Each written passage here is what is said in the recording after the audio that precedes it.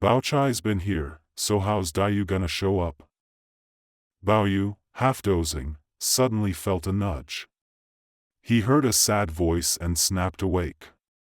Opening his eyes, he saw none other than Lin Daiyu. The comparison between Baochai and Daiyu was so obvious. Baoyu was scared it was all a dream. And why wouldn't he be? He'd been waiting for her for ages.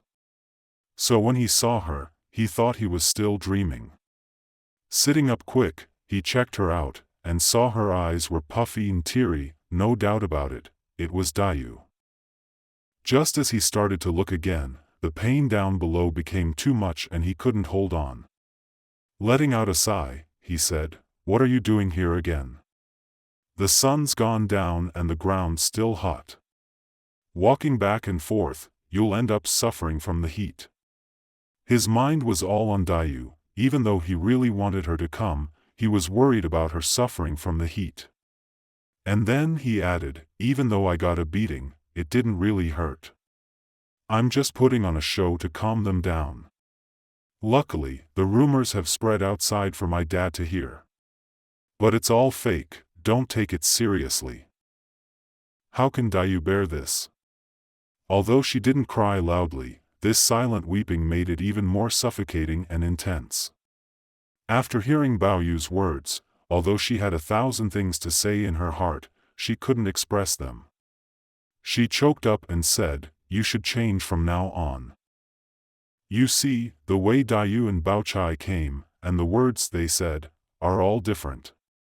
Daiyu had nothing to say, her eyes swollen like peaches from crying, and finally she said, "You should change from now on."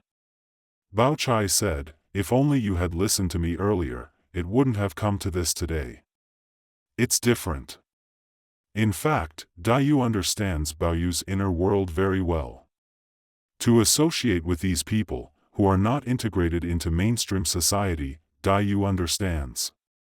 But when she saw him in such a state, she had to advise him to change from now on.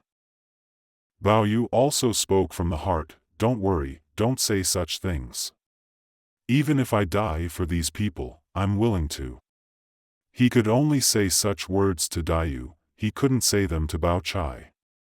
Baochai believed that interacting with these people was not right? Daiyu understood in her heart, but there was no way. She advised him to let it go, otherwise he wouldn't be able to hold on to his life.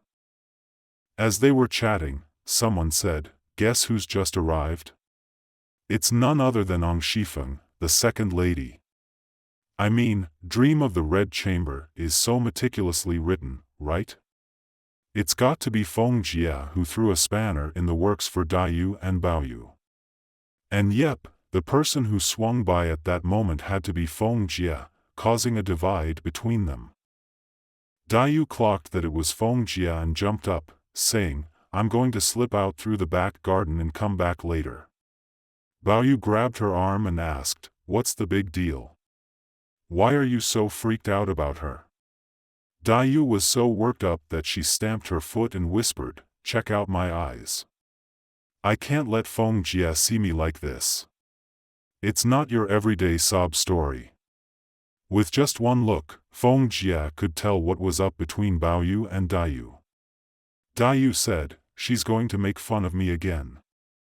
On hearing this, Baoyu let go, and Daiyu made a quick exit behind the bed and out to the back garden. Xiren saw her opportunity to impress Lady Wang. Just as Feng Jia arrived and asked, "How are you feeling? Do you want something to eat? I'll have someone bring it to you."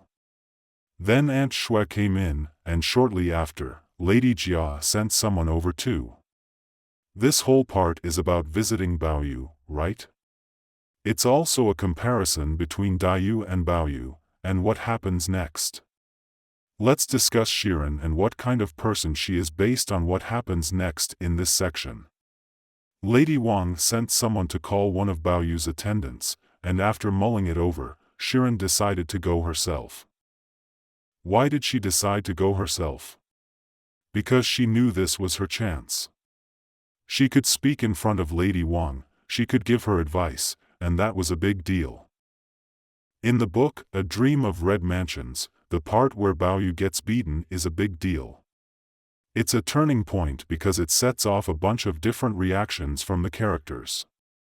We talked about the comparison between Baochai and Daiyu after Baoyu got beat up, and this is the third time we've done that.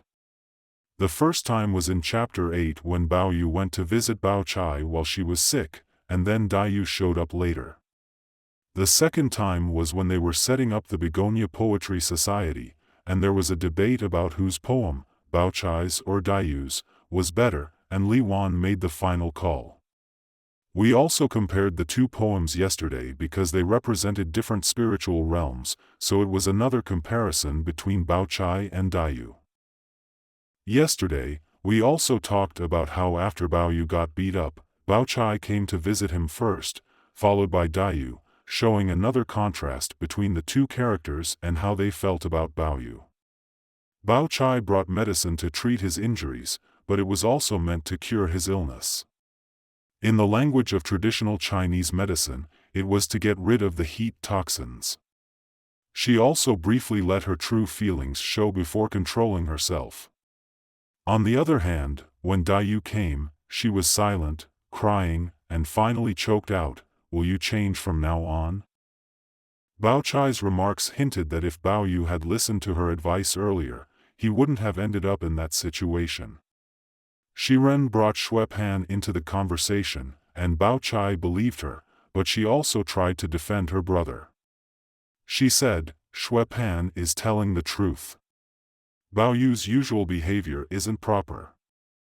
Hanging out with people like Lu Xiangliang, Jiang Yuhan, and Qin Zhong is improper." We've talked before about these characters as going beyond the norms of society and representing a spiritual realm that Baochai can't understand. These folks are a minority and are not accepted in society. They've gone beyond the norms of traditional Chinese culture.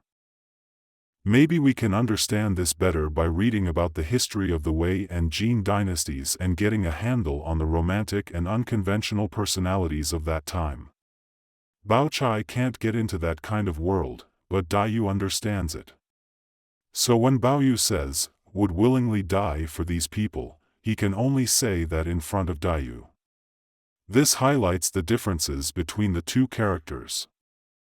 Baoyu got beaten up pretty bad, and he was all bruised up. Jiamu, Lady Wang, and the others kept sending people to check on him, asking if he was sleeping okay and all that. Then Lady Wang sent someone to say that someone should go over to Baoyu's side, and that's where we left off yesterday. Xiren thought about it, and thought again seriously, then she decided to go by herself. In our book, we found this part in the 34th chapter, right in the first half. It says that Baoyu only managed to have a couple of sips of soup. Then he just passed out into a deep sleep. Later on, Lady Wang sent a maid to call for someone to be with Baoyu. Xiren thought it over and quietly told Qing Wan, Xiyu, Tan Yun, Qiu Wan, and the others that the lady had called for someone. She told them to stay in the room, and that she would come back shortly, as she had decided to go by herself. When Xiren got to Lady Wang's place, she found Lady Wang chilling on a lounger, waving a palm leaf fan. Spotting Xiren, she said, "Every time I call for you, you leave him behind. Who's going to look after him?" Quick as a flash, Xiren reassured her, "The young master is out like a light. The other maids are on top of things, no need to worry. If you have any instructions, just send them my way. If you tell them directly, they might not get it and it could cause a delay."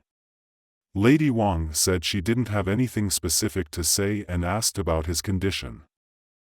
Their chat continued with Lady Wang asking, "How's his appetite? What has he been eating?" Xiren explained that she couldn't let him have sour plum soup, because that causes the body to retain heat. If he were to have it, the heat and toxins in his body from the beating could build up, leading to a potentially serious illness. Lady Wang then mentioned that someone had sent 2 bottles of fancy fragrant lotion, one called Muchi Kinglu and the other Meiguei Kinglu, both super valuable and offered as tributes to the emperor.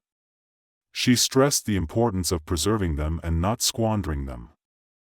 When everything was sorted out and it was time to leave, just as Xiren was about to head out, Lady Wang said, "Hold on, I need to ask you something."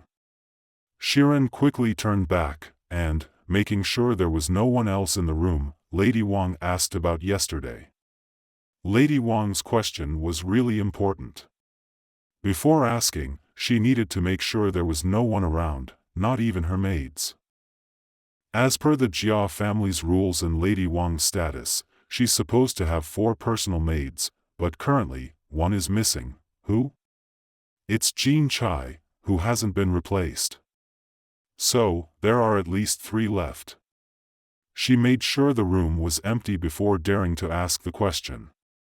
It's clear she was worried about the other party's people being around, as both parties are competing and there might be spies from the other side.